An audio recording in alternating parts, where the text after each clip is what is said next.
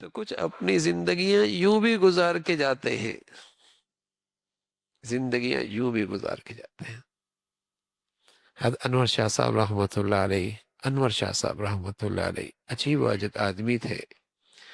ایک مرتبہ انہیں دارالعلوم سے ہندوستان سے مصر بھیجا گیا۔ اس زمانے میں بیل گاڑیوں کا سفر ہوا کرتا تھا، بیل گاڑیوں کا مہینے لگتے تھے۔ جامع ازہر اس وقت مشہور ترین ادارہ تھا دنیا کے اندر۔ ان کے پاس ایک کتاب تھی نور العزا، عربی زبان میں۔ استاد نے انہیں بھیجا، جاؤ وہ کتاب لے کے آؤ۔ یہ وہاں گئے، کتاب ان سے درخواست کی کہ آپ کی لائبریری میں یہ کتاب ہے، مجھے ہندوستان لے کے جانی ہے۔ انہوں نے فرمایا یہ ہمارے پاس نایاب ہے، ہم دے نہیں سکتے، مطالعے کے لیے آپ لے سکتے ہیں، چند دن مطالعہ کر لیں، واپس کتاب نہیں دے سکتے۔ مطالعہ کر کے واپس آئے، اپنے استاد سے شیخ الہند رحمۃ اللہ علیہ سے عرض کیا کتاب تو نہیں ملی۔ حضرت کو بڑا افسوس بھی ہوا، طلباء کا ناغہ بھی ہوا، مدرسے کا خرچہ بھی ہوا، مشقت بھی اٹھائی اور کام بھی نہیں ہوا۔ تو شاہ صاحب رحمۃ اللہ علیہ نے فرمایا حضرت کچھ دن مجھے مہلت دے، آپ نے اس مطالعے کی برکت سے آپ نے اپنی ذہانت کے بل بوتے پر وہ پوری کتاب لکھ کر پیش کر دی، عربی زبان میں تھی، اور پھر اسے مصر بھیجا اور ان سے کہا کہ اسے اصل کتاب سے ملا لو۔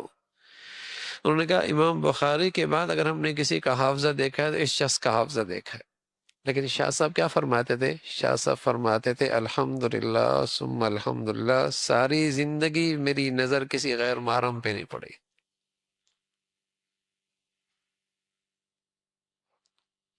ایک مرتبہ تقریباً 55 سال کی عمر تھی، بخاری پڑھاتے تھے دارالعلوم میں ہندوستان میں، تقریباً اتنی عمر تھی۔ ایک مرتبہ گھر تشریف لائے تو قاری طیب صاحب رحمۃ اللہ علیہ کی والدہ بوڑھی، 60 سال سے اوپر عمر ہوگی ان کی، بوڑھی عمر عورت، وہ گھر میں آئی ہوئی تھی، پتہ نہیں چلا۔ اہلیہ نے دروازہ انہوں نے کھٹوایا، اہلیہ نے دروازہ کھولا تو اہلیہ کے پیچھے پیچھے آنے لگے۔ اللہ کی شان اسی کمرے میں چلے گئے جس گھر میں وہ مہمان خاتون بوڑھی جس کی 60 سال سے اوپر عمر تھی، اسی کمرے میں داخل نظر پڑ گئی۔ قاری طیب صاحب فرماتے ہیں کہ جب بھی بخاری میں نظر کے بارے میں کوئی احادیث آتی تو بڑے افسوس کے ساتھ تذکرہ کرتے کہ ساری زندگی میں یہ پہلی مرتبہ ہوا کہ میری نظر پڑی ہے۔ اندازہ لگائیے، وہ بھی بوڑھی، وہ بھی اتفاقاً۔ گناہوں کی نحوست سے آپ نہیں دیکھتے میرے عزیزو آج کس چیز میں برکت نہیں رہی؟ کثرت کی کمی نہیں ہے، کثرت کی کمی نہیں ہے۔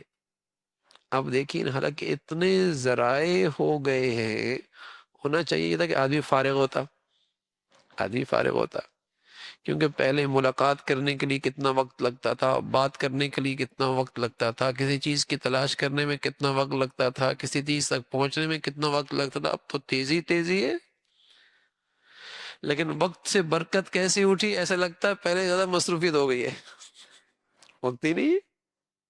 اور مہینے یوں گزر رہے جیسے ہفتے، اور ہفتہ یوں گزر رہا جیسے دن، اور دن یوں گزر رہا جیسے ایک گھڑی، زندگی یوں گزر رہی۔